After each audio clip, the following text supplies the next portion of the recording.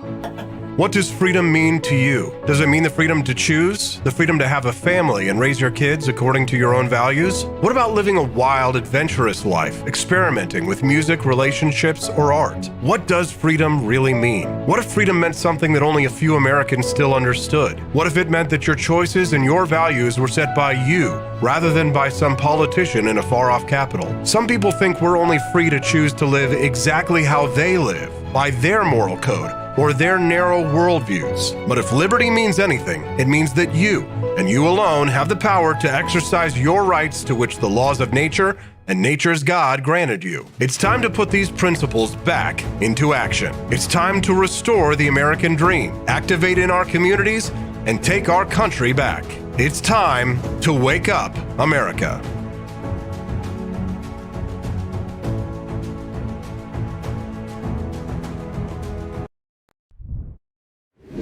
Good morning, it's 7:01. I'm Austin Petersen, and it's time to rise in freedom. Welcome to the Wake Up America show with Austin Petersen. Delighted to have you here. We've got a lot of great stories and a lot of great guests for you today. First up at the top of the show, not just quiet quitting, they want to live a soft life. An article in Fortune magazine yesterday talking about why millennials want to live a soft life went viral on the internet yesterday. We'll talk a little bit more about people who desire to get away from their bosses, get away from their full-time jobs, and just live on a beach in Hawaii. Wouldn't it be nice?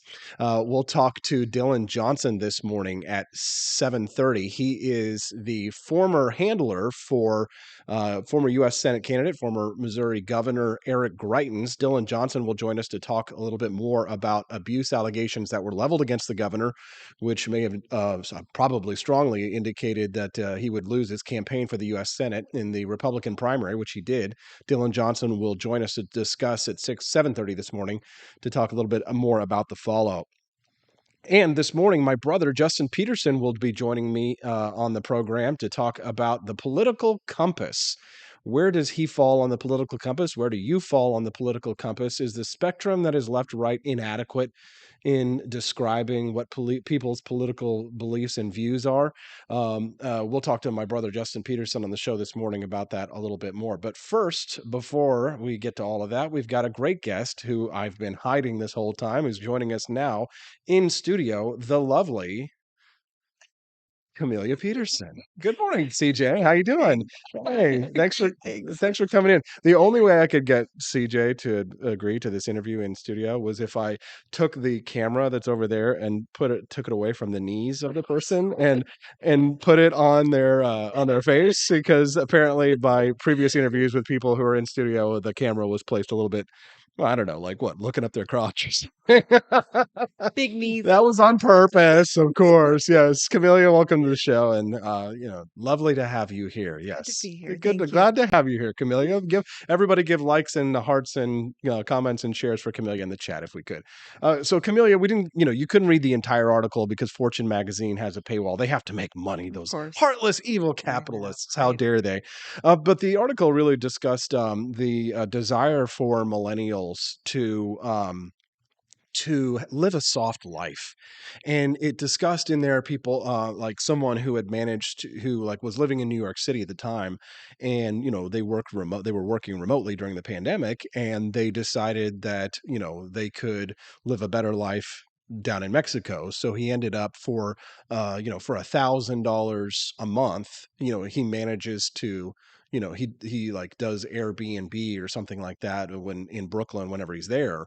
But he, for the most part, he lives on a beach in Hawaii. And he lives on a beach, not in Hawaii. He couldn't afford that, but he lives in on a beach in Oaxaca, Mexico, because he wants to live a soft life. And I don't know when the last time was that you ever kind of did.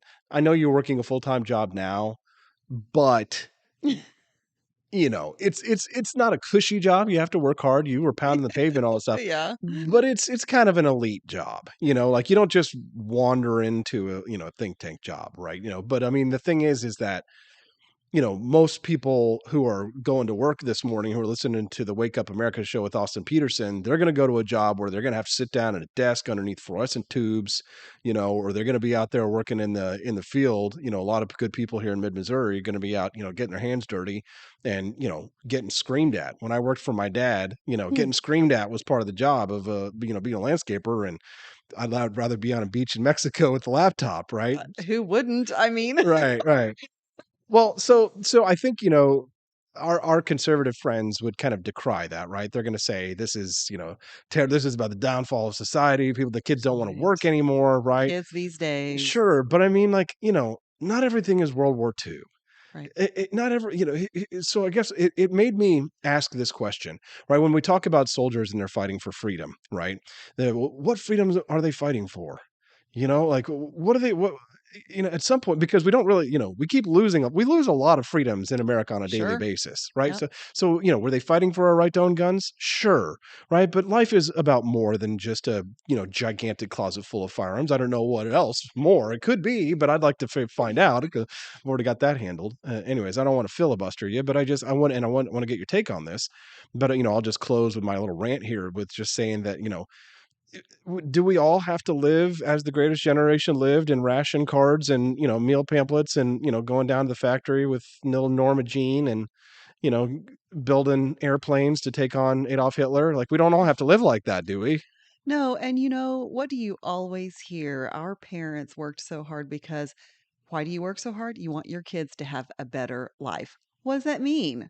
That usually means they don't want their kids to have to, work as hard to just scrape by, because they want better. Everybody wants better for their kids. So, I mean, this is kind of But when you say, I mean, but the thing is like, we've got this sort of like stoicism philosophy that's so sure, popular now. And it's like, life is defined through struggle, right? Like, iron sharpens iron, right? So, I mean, and a lot of men like define themselves, especially through their career and through their sure. jobs. So it's kind of like people struggle to find meaning when meaning is taken away from them. You know what I mean? Right, and a lot of what we do, we look for things to do that give us meaning. The work that I do, I mean, some people are happy with that factory type job that they don't have to think about it. They go in, they kind of do the repetitive thing, and they're okay with that. Hmm. But other people are not okay with it. I've never been really career driven. Some people, some women want to get out there and, they want to be successful and they want to have a career and they're really driven by that. I've never been driven just by that. I've been driven by something that like means something to me, my noble cause, so to speak. And so what I do now, this is because I love what I do. And so, I do go all over and everything. And it's not necessarily because I want to make a lot of money. But when you talk about doing hard things, we've always done with my girls, we've always done classical education. And that's kind of one of the tenets that comes along. Define that. So classical education kind of focuses on somewhat on the humanities, on classic literature, language, a lot how school used to be, 100 years ago maybe. But so we do things like Latin, we do things like logic and debate and all of those kind of things. But part of one of the tenets of that is that we do hard things because there's value in doing difficult things. So labor theory of value, I mean, like, in some sense, I kind of don't believe that, right? That it's Sure. just doing something hard doesn't mean that it's a good use of your time. Right. I Right. agree with that. So I mean, so many people during the pandemic were in these, in these jobs. Their wages are getting eaten away by inflation. They're not getting pay raises. They're going to these jobs that they hate, and they're doing it only because they have to. They're not passionate about it. They're probably the same as you, Camellia, except they don't have the luxury of working with fascinating people and being able to be like, live the glorious life of Camellia Oh, Peterson. if you only knew. Oh yeah, it must be so nice, right? But it must be so nice to be Camellia Peterson. Oh, But yeah. not everybody gets to have that kind of that kind of career. I mean, what you do is kind of exciting. So I mean, and what I do is super exciting. I mean, I'm freaking excited to be here. The Wake Up America show with my listeners and followers and friends. So I mean. Think about those people who are going to go to work today and are going to go to their jobs and are going to absolutely hate it. And I mean, think about like the suicide rates in this country, Camellia. Yeah. Think about, young people going into the marketplace getting screwed and they're having a hard time. They don't have any bargaining power because they got no skills, and I can understand you have people who think we really need to like, live a life as our ancestors lived, go back to this primeval thing. It's a very conservative impulse, if you will, right? But like, to be progressive is to kind of say, hey, we want to, it's progress to have air conditioning and to work in buildings with air conditioning. Right? We don't all Do have we to go. wanna go back? I don't think so. A lot of people kind of do want to go back. You know what I mean? They want to go back and they want to say, they want to live a life, like their ancestors live. They wanna That's selectively go back. yeah, exactly. They want to, and the freaking climate change freaks are going to take us all back to uh they're going to take us all back to the Stone Age if we let them. It was that's the funny thing about the progressives is that their policies are so regressive in terms of environmentalism, stopping Right. nuclear and building out power and all this kind of stuff. Yep. But they'll be the first ones to quiet quit. You know what I mean? And you'll be out. For sure. And I think this is part of when we talk about technological advancement and how do we handle those things? Because eventually, okay, automation, robots, okay, bring it on because they're going to end up doing all of the hard labor. And then what do we do?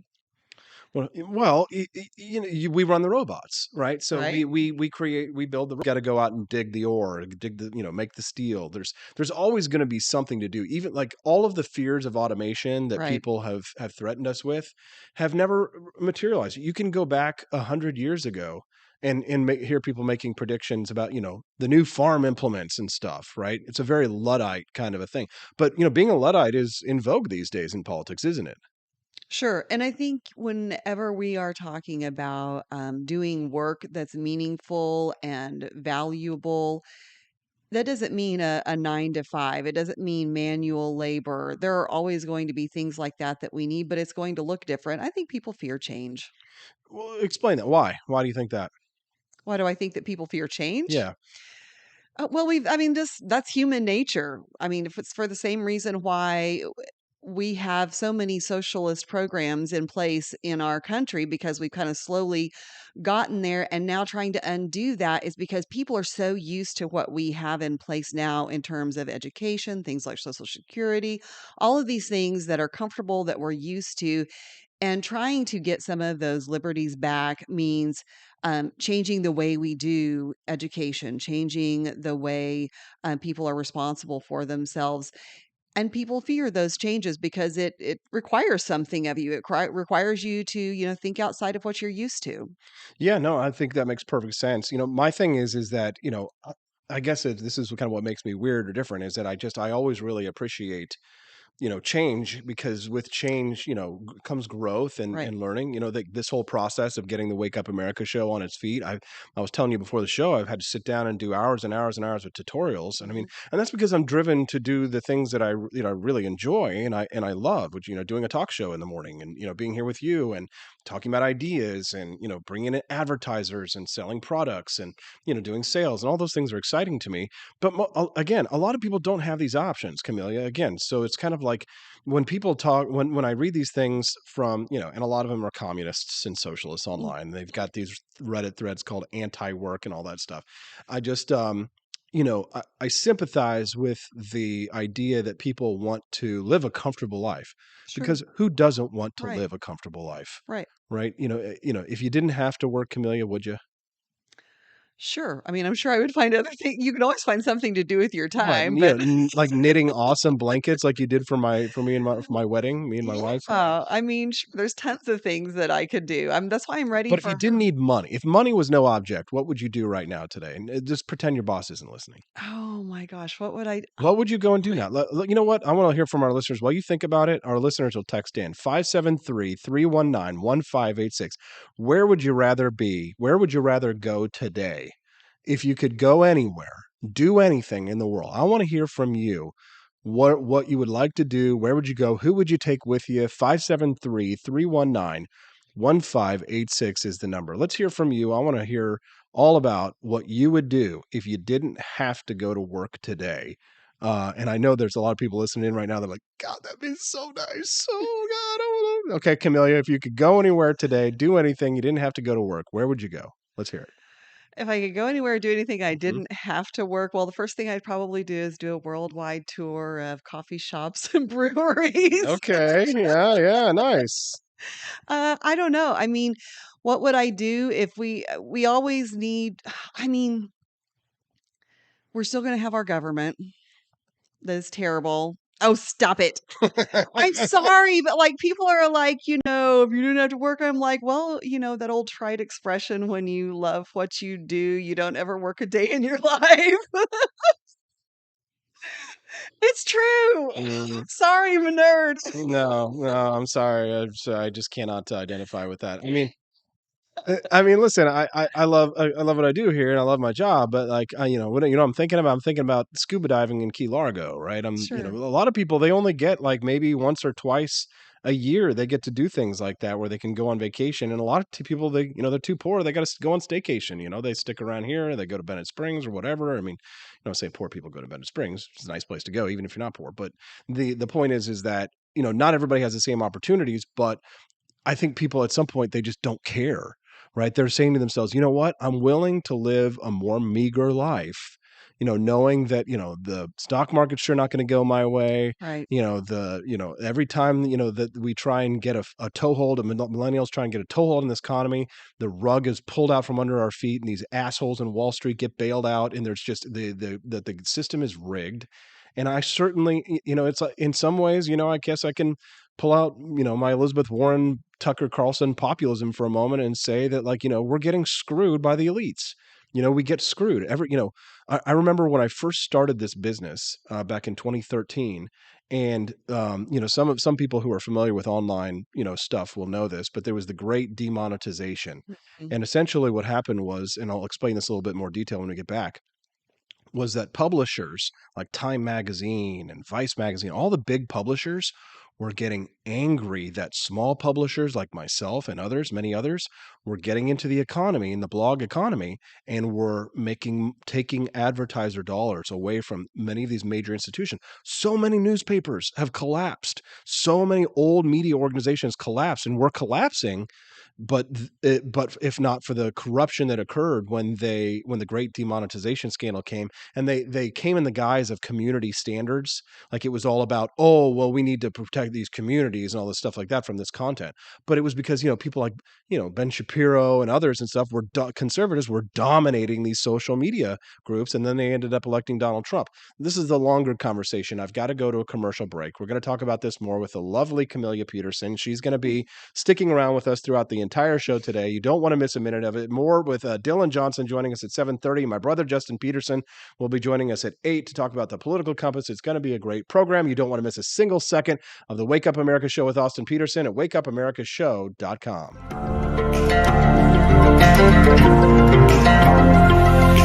Don't do that out at night. You're holding over and don't do that alright. You're holding over out at night. It's morning again in America. Our country is prouder and stronger and better.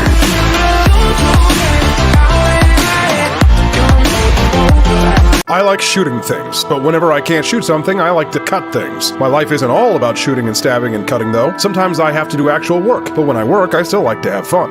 And there's nothing less fun than trying to cut with a crappy knife. Thankfully, from the ancient sect of Christian knights, who also loved cutting and stabbing, comes a new implement that has received my personal blessing, the Templar knife. Like the ancient sword of Excalibur, you don't choose a Templar knife, it chooses you. You just decide what kind you want on the website first, however, and then order it online, and then it chooses you. The Templar knife comes in a variety of shapes. As a man of culture and taste, I have decided I will never use a terrible knife again. And thanks to the inspiration provided by this excellent product, I have decided to launch a new crusade against anyone using less than superior knives. Join me, brothers and sisters, by visiting uppercuttactical.com/pages/Templar-knives. That's a lot of slashes. For that, you'll need a Templar knife. For 10% off, use code AP for Liberty and join me in a quest for glory, for liberty, for Christendom, for the Templar knife. Get yours today. Fire.